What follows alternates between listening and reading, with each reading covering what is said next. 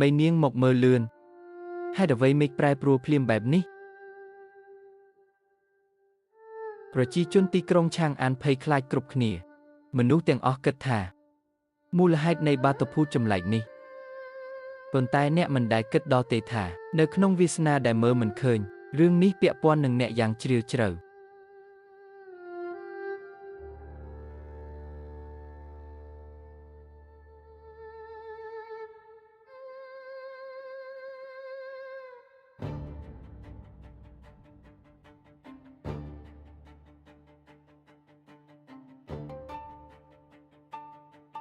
រាជវង្សថាងនឹងរលំក្នុងជំនាន់ទី3ហើយស្ត្រីម្នាក់នឹងឡើងគ្រងរាជជំនួសអាយុកាលរាជវង្សថាងចិត្តអស់ហើយលោកតៃសឺលីងតើបានឃើញនិមិត្តសញ្ញាស្ថានសួគ៌ហើយឬអាចកំបាំងស្ថានសួគ៌ក៏មិនអាចមើលឃើញទាំងស្រុងបានទេតែទំនាយនេះគួរឲ្យភ្ញាក់ផ្អើលខ្លាំងណាស់ត្រូវរងចាំថ្ងៃស្អែកទូលព្រះមហាក្សត្រឲ្យសម្រេចព្រះអង្គកំពុងព្រួយបារម្ភពីសញ្ញាផ្ទៃមេឃរហ័សឡើងព្រះអាគមហេស៊ីយ៉ាងមកដល់សូមថ្វាយបង្គំព្រះអាគមហេស៊ីនាងអូសម្លៀកបំពាក់ថ្ងៃនេះរបស់អ្នកធ្វើឲ្យគេមិនអាចដកភ្នែកចេញបានសោះនាងអូអើយហ៊ានស្លៀកពណ៌ដូចព្រះអាគមហេសីទៀតគិតថាបន្ទាប់ពីព្រះអង្គប្រទានឈ្មោះថាមេនាងអ្នកអាចក្លាយជាហង្សមាសហើយឬហ៊ានប៉ះពាល់ព្រះអាគមហេសីដោយចេតនាដោះសម្លៀកបំពាក់នោះចេញភ្លាមព្រះអាគមហេសីសូមទ្រង់ស្ងប់ព្រះទ័យខ្ញុំម្ចាស់គ្មានចេតនាប៉ះពាល់ទ្រង់ទេកុំប្រកែកដោះចេញព្រះអាគមហេសីសូមអភ័យទោសដល់នាងផងកុំនិយាយច្រើនអ្នកណាមាននៅទីនោះព្រះអាគមហេសីសូមមេត្តាផងម្ចាស់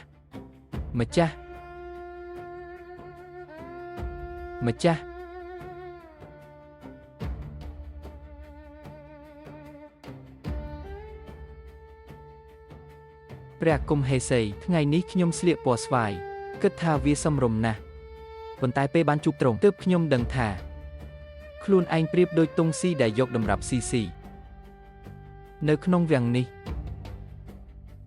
មានតែព្រះអាគមហេសីប៉ុណ្ណោះដែលស័ក្តិសមនឹងពណ៌ស្វាយនេះមាត់ផ្អែមមិនធម្មតាមែននាងអូថ្ងៃនេះខ្ញុំមិនអាចដាក់ទោសអ្នកធ្ងន់បានទេម្ចាស់ស៊ុបនេះបើមិនយកទៅថ្វាយព្រះអង្គេឡៅទេនឹងត្រជាក់អស់បានហើយដើមឡើយចង់ប្រន្ទាទោសធ្ងន់ថ្ងៃនេះទុកជាមេរៀនចោះស៊ូស៊ីនអ្នកនៅទីនេះជួយទះមាត់ពួកគេឲ្យខ្ញុំបាទទៅបានហើយ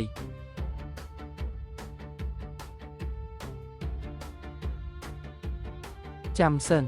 រឿងនេះមិនពាក់ព័ន្ធនឹងនាងទេដាក់ទោសតែខ្ញុំម្នាក់បានហើយអញ្ចឹងកុំបន្ទោសខ្ញុំនាងអូកុំវាយម្ចាស់ខ្ញុំអីបើចង់វាយខ្ញុំទៅខ្ញុំស្បែកក្រាស់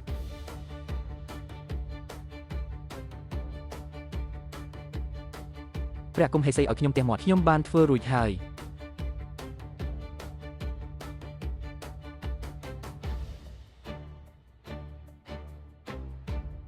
ចាំសិន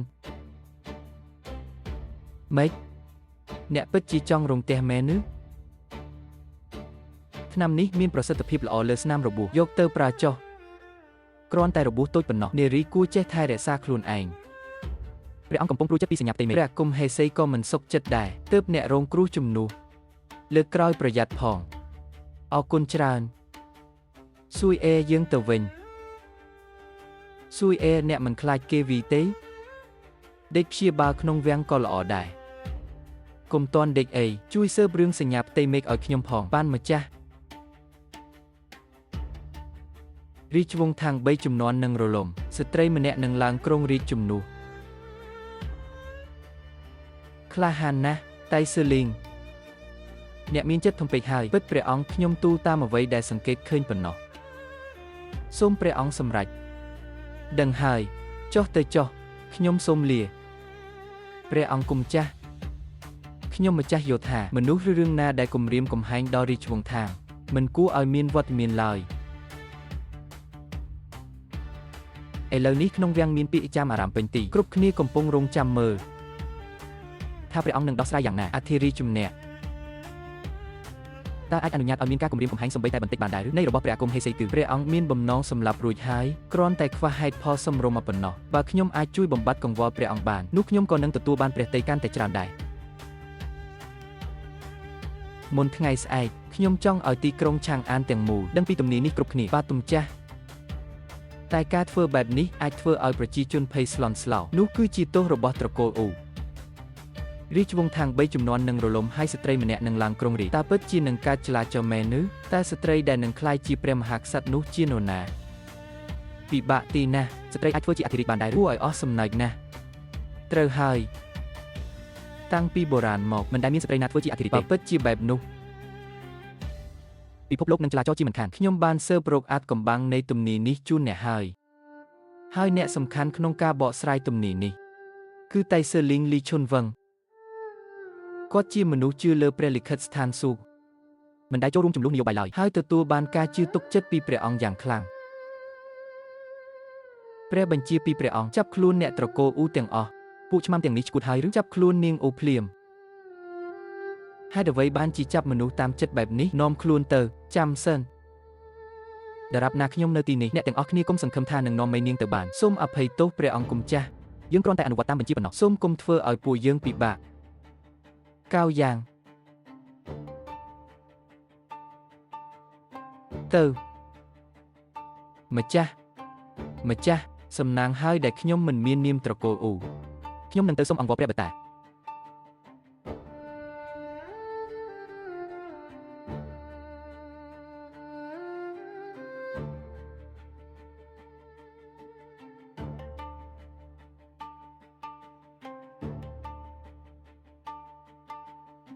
ពួកអ្នកដែលមាននាមត្រកូលអ៊ូទាំងអស់នៅស្ងៀមទៅធ្វើម៉េចល្អខែក្រោយខ្ញុំក្រងចេញពីវាំងបានហើយឥឡូវដោយសារតែទំនាយមួយនេះតើយើងទាំងអស់គ្នាត្រូវស្លាប់ឬខ្លាចអ្វីព្រះអង្គជាអធិរាជដ៏យុត្តិធម៌ទ្រង់មិនដាក់ទោសមនុស្សស្លូតត្រង់ទេខ្ញុំហៅថាតៃសឺលីងកំពុងស្វែងរកស្ត្រីដែលជាម្ចាស់ទំនាយពិតប្រាកដបើរកឃើញពួកយើងនឹងរួចខ្លួនមែនហើយឲ្យតែរកឃើញនាងនោះយើងអាចចេញទៅបានហើយប៉ុន្តែត្រូវរកដោយរបៀបណាតើតៃសឺលីងអាចរកឃើញមែនឬតើយើងអាចរស់បានទេតើអ្នកណាទៅជាស្ត្រីម្ចាស់ទំនាយនោះកុំឲ្យនាងទាញយើងឲ្យវិនិច្ឆ័យតាមឈប់យំទៅខ្ញុំមិនចង់ស្លាប់ទេតើយើងបានធ្វើអ្វីខុសបាទទៅพูดចម្លែកពីស្ថានសួគ៌មិនមែនជារឿងដែលយើងអាចប្រឆាំងបានឡើយខ្ញុំត្រូវតែស្ងប់ស្ងាត់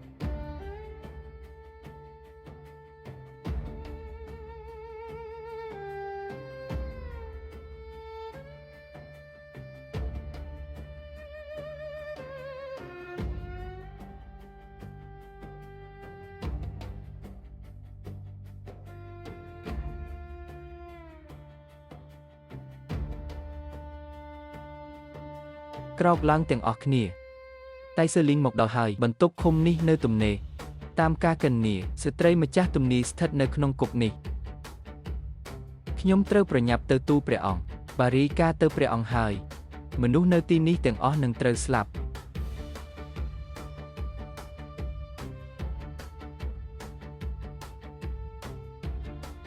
ខ្ញុំគឺជាស្ត្រីម្ចាស់ទំនាយនោះនាងថានាងជាអ្នកនោះអ្វីអ្នកតើអ្នកដឹងទេថាពាក្យនេះមានផលវិបាកអ្វីខ្លះលោកតៃសឺលីងអាចនិយាយជាមួយខ្ញុំដោយឡែកបានទេតាមខ្ញុំមកអ្នកថាខ្លួនជាស្ត្រីម្ចាស់ទំនាយ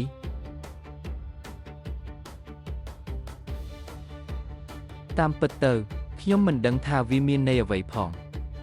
ក្លាហានណាស់អ្នកហ៊ានបោកប្រាស់មន្ត្រីរដ្ឋឬខ្ញុំមិនបានបោកប្រាស់ទេបើថ្ងៃនេះខ្ញុំមិនខាត់លោកទុកខ្ញុំនឹងត្រូវគេចោទថាជាស្ត្រីម្ចាស់ទំនាយហើយស្លាប់ដោយអយុត្តិធម៌ដូច្នេះហើយខ្ញុំទើបនិយាយថាខ្ញុំជាស្ត្រីម្ចាស់ទំនាយតើខុសត្រង់ណាមាត់រអិលណាស់អ្នកណានៅទីនោះចាំសិនស្ថានភាពនេះដល់ផ្លូវតហើយតើអ្នកចង់និយាយអ្វីខ្ញុំធ្លាប់បានដឹងថាលោកលីឈុនវឹងជាមន្ត្រីស្មោះត្រង់តើខ្ញុំគួរធ្វើដូចម្ដេចដើម្បីផ្លាស់ប្ដូរចិត្តមនុស្សបែបនេះការប្រឆាំងនឹងព្រះលិខិតស្ថានសួគ៌នឹងទទួលទណ្ឌកម្មពីស្ថានសួគ៌ជាមិនខានអ្នកនិយាយអ្វីបើអ្វីដែលលោកកិននាបានពិតជាព្រះលិខិតស្ថានសួគ៌មែននោះការសម្លាប់មនុស្សតកូលអ៊ូទាំងអស់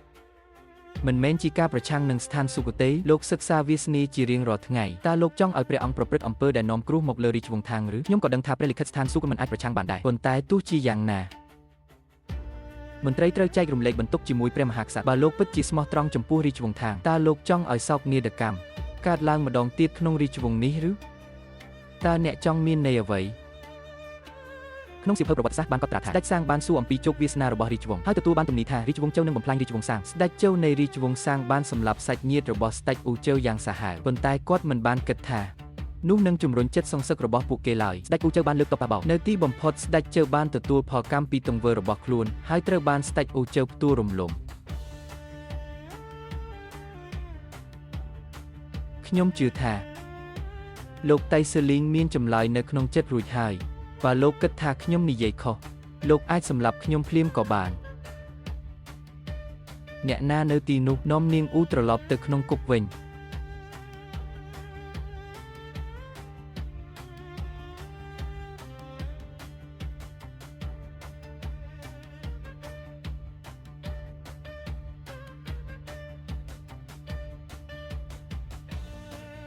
ព្រះអង្គមិនអនុញ្ញាតឲ្យតៃស៊ឺលីងចាប់ខ្លួននាងទេមានន័យថាក្នុងព្រះទ័យរបស់ទ្រង់នៅតែមានការស្ទាក់ស្ទើរបើកទ្វារចេញនាងអ៊ូចេញមកបានហើយមានអ្នកមកជួបអ្នក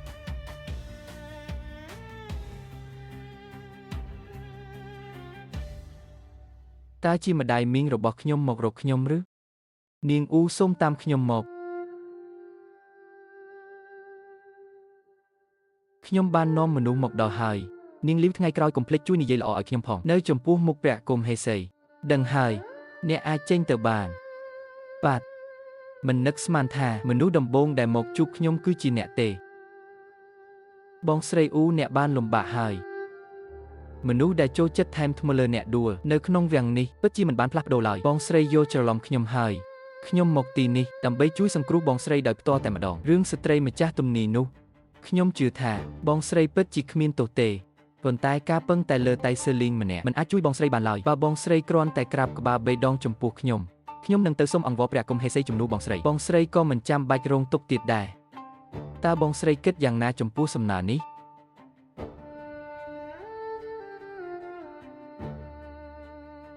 អ្នកសាយអ្វីព្រោះអ្នកគួរឲ្យអស់សំណើចណាស់